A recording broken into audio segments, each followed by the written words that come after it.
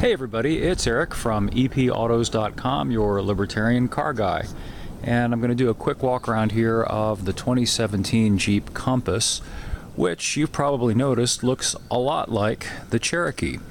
I had a new Cherokee a couple of weeks ago, and then they sent me the new Compass as a follow-up, and the styling now is very similar. In fact, unless you park these two side by side, it's really hard to tell the difference from about 20 yards away.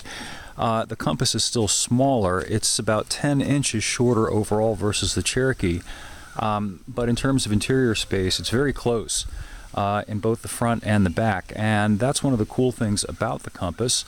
You get a smaller package, so it's a bit easier to park, and it fits in your garage with a little bit more room to spare than the Cherokee.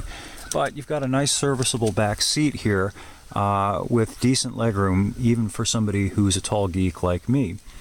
But the main thing about this vehicle that's pretty cool is not that it's a crossover SUV. God help us, there's a million crossover SUVs out there. And of course, they're all based on car-type platforms, which means that they're fundamentally front-wheel drive biased and based, typically with a very light-duty all-wheel drive system available in most of them. And they're not really meant for off-road driving or even really hard slogging on-road in deep unplowed snow. The Jeep, on the other hand, though it is also based on a car-type platform, touts the all-wheel drive that it offers as four-wheel drive, and it's a legitimate thing for them to do that. They actually have two systems available with this thing, beyond the base car, which has front-wheel drive. Both of them can route all the engine's power to an individual wheel. How about that?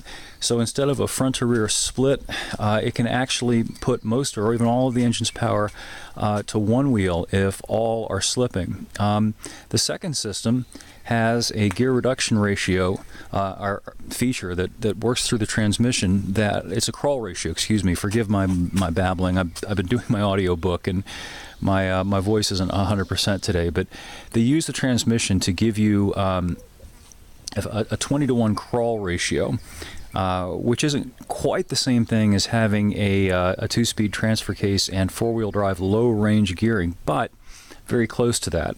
In terms of what it can do in deep snow, mud, off-road. It's very similar to the system that Land Rover offers in some of their vehicles. That'll give you 2/3 of the capability of a truck-type four-wheel drive system. Also, with that system, the second four-wheel drive system that the Jeep offers, there's an additional crawl mode for the multi-terrain settings. This particular one they sent me doesn't have it, but as you can see, it's got automatic, snow, sand, mud, and if this one had the second system, it would also have the crawl mode. So there's that. Also, the other thing this thing has is a lot of ground clearance. Hopefully you'll be able to see. I love this new camera. It's a lot better than the old piece of junk that I had. Even the two-wheel drive, front-wheel drive version has nearly 8 inches of ground clearance.